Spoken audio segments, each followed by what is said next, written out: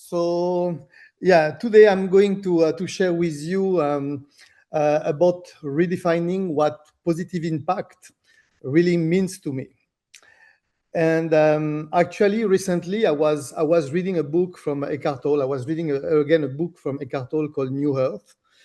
And while I was reflecting about the book, suddenly there is a question that came in my mind, and this question is: right now, in this exact moment, what positive impact do I have on this world, on the people around me, on the nature, and even on myself?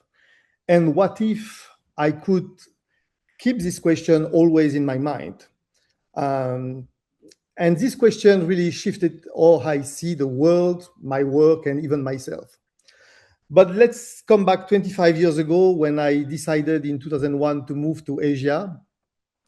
So I decided to move to Asia to become somebody successful. And when I talk about successful, I'm talking about the way the society sees success, making money, having a great position. And for me, was more especially to be recognized by my peers, my friends, my family, as somebody who did it. And I wanted to look like somebody a little adventurous and things like that. So I moved to Asia. And during those 25 years, I had my up and down. Like my house burned in Philippines. I lost everything. I live in a squatter area for few months. I went in jail for a day in Hong Kong, but I got also some good part. I got my GM position, good salary, and people recognize me. They say, "Wow, you do a great job," and people wanted to work with me. And but the more you get successful and the more you get, the more you want. So I wanted more and more, and I keep working and working, chasing the numbers. And suddenly I realized that I was changing a lot. I was changing myself, but I was changing myself in someone I didn't recognize. The only thing that really kept me excited was when I was doing some sustainable job, when I was supporting my team, when I was helping them to grow. That kept me happy. But COVID came, um, and it helped me to step back. So to reflect, I meet mindfulness, I discovered mindfulness, and I took a pause. And then when they offered me a job, another job in Malaysia, I came back. I was ready to fight. I was thinking, oh, I can see the things on another angle, and I was ready to come back. But then I fall down again, start to argue again with my management, and for sure, it was their fault. It was not my fault. I was always right. And I collapsed. I was going to say I got a sunburn. I got a burnout. And luckily, I find a coach that helped me to reflect, to step back, and to take a decision. So I resigned from my job. I decided to come back in China, and I created with my wife a company called Lost Road. And the idea with Lost Road for me was to do the things differently. I wanted to offer slow travel. I wanted to focus on sustainability, on caring for people. For sure, we do the traditional DMC business that my wife is taking care of. But on my side, I wanted to take care of slow travel, mindful travel, and sustainable travel. I went back also on photography with a slow, mindful photography.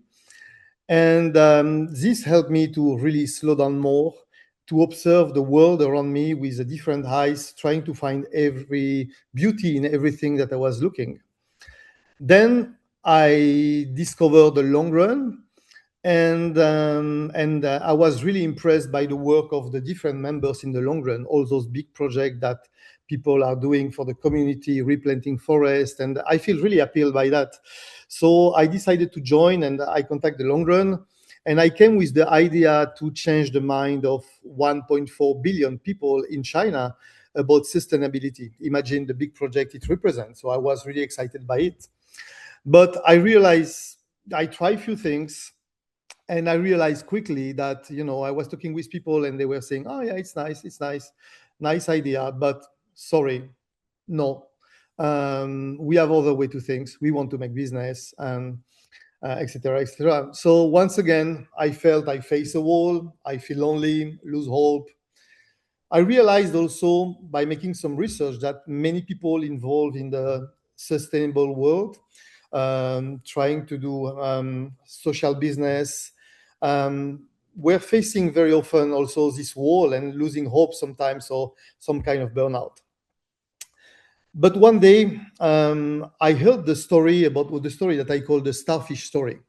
The starfish story, for the one who don't know, is the story of an old man who walk on a beach, and this beach is full of starfish. It's under the sun, and all the starfish are dying. But there is a little boy. The man saw a little boy on the beach collecting the starfish and throw them back in the water. So the man approached the boy and asked him, "What are you doing?" And the little boy say, "I'm just saving some starfish." So the old man said, "But look at all the starfish around. It's useless. You cannot save them all. What you are doing is useless." And the little boy look at the man, kneel down, get another starfish, throw it in the water, and say, "This one is saved." So suddenly I realized that I needed to focus on small action. I needed to stop chasing the spectacular impact, stopping to try to be right in front of everybody, stopping to push my point of view. I could give my point of view, but if people don't agree, I let it go. I don't own the truth. It's just my point of view. And I decided to start to live the change I wanted to see in this world, like, say, Gandhi. And hopefully, I will inspire some people. And then I started to see some result. Not the result that you can measure by numbers or by some awards, but just when I collect plastic bottle on the floor while going on the Great Wall, and I throw it in the trash, and if people see me, they might think, that's a nice thing to do. When I smile to people, when I go to see the guy during a tour, the guy who cleaned the street, and I just go to talk to him, connect with the local people. When, like last week, I was in Beijing and I saw this little boy on a wheelchair, he was looking at me. So I went to see him, say hello. Those small things, it's like planting seeds in the mind of the people. They might be inspired. And I was surprised that even one of my team, Molly, last week, she came to me and he said, "Oh, Olivier, it's incredible. Many people like you. And I think it's because you are kind with people." And I was surprised and happy, I said, "Oh, my team start to remark that." So for sure, we do some other action, like we did a training on the 4C with the team. We went to do some meditation in the park with some monkey that came to disturb us. We did create the first, or I hope, or I believe to be the first sustainable survey for our suppliers in China, sustainable survey about what they are doing. We created also a group chat with those suppliers where we talk, when I try to introduce them the 4C, and we try to talk about some topics around that. Not all of them participate. I think just 2 or 3 over 25 people we contacted, but the others are still here and they listen, and maybe things will grow. I don't try to push my truth. I just try to push some idea and discuss. I don't own the truth. But I see that things are progressing slowly by slowly. So to come back to the question at the beginning, right here, right now, in this exact moment, what positive impact do I have on this world? I still believe I can do big things.